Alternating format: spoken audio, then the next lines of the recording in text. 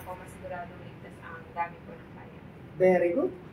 Okay. Handa na po akong tumanggap ng Locker, client, sir. Baka locker pero may kandado at susi. Meron po. Okay, very good. Kasi kukumplikahin mo yun, ha? Secured. Handa na po akong tumanggap ng client, sir. Okay. Kasi ng client ko. Representative, i-ano mo lang. Halimbawa, si Roms ang client mo.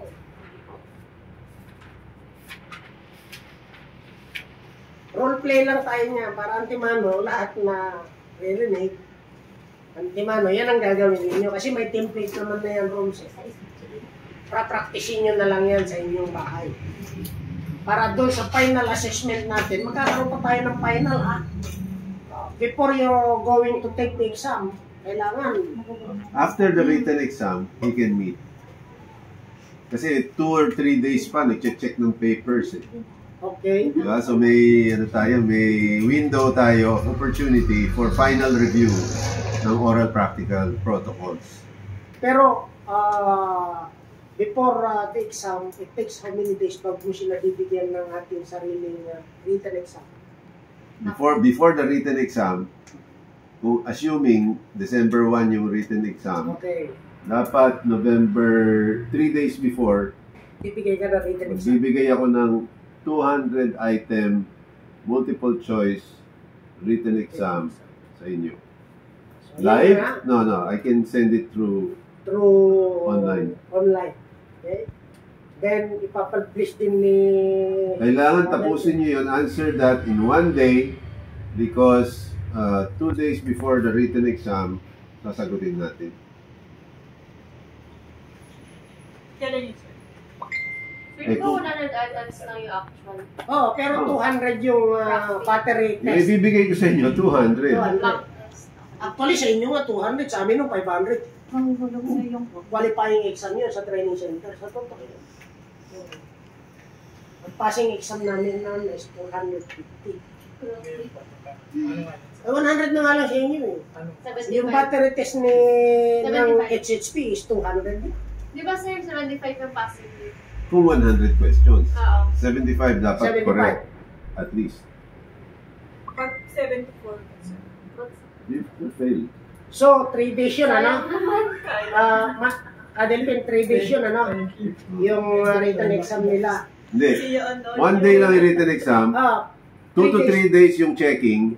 Okay. Doon sa checking, habang nagko-correct sila ng written exam nyo, yun ang window for the final review of oral prac. Hindi, ang gusto ko kasi ito para fresh. Bibigyan ko sila ng 7 days. Then after 7 days, kung sino yung nandito, gusto ko makita sila. I-present na nila yun, actual. Para antimano, makikita. Kaya, 7 days Without before... código. Without código na yun. Oh, without código, oo. Oh, Ako, ganun ako dun sa actual assessment yun. ako, ang suggestion ko, kung iyan ang written exam, ito ang checking period. After Tapos- the exam, sir. Oo nga, after the written exam, meron 3 days. That's the window, di ba, sir? That this window can be, we can use as final review Yeah. for oral prac.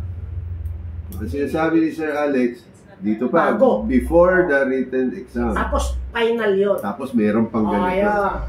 Kasi, refinement yun after ng written eh. Yun na yung final. Hmm. Kasi dito sa pangalawa, meron pang mali ito eh. Hindi pa. Hilaw pa tayo.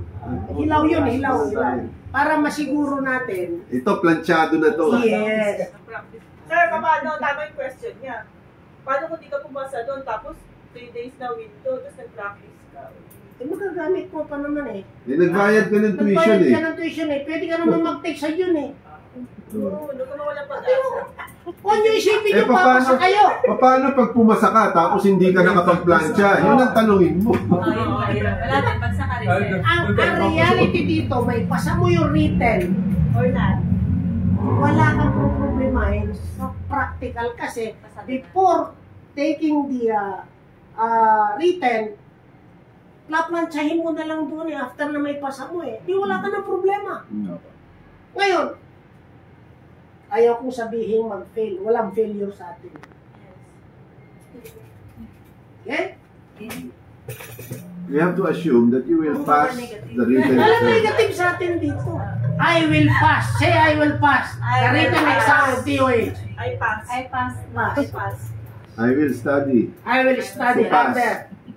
I will practice the oral practical. I will watch all the videos. Yes. I study. Amen. I will ask all the questions to Google.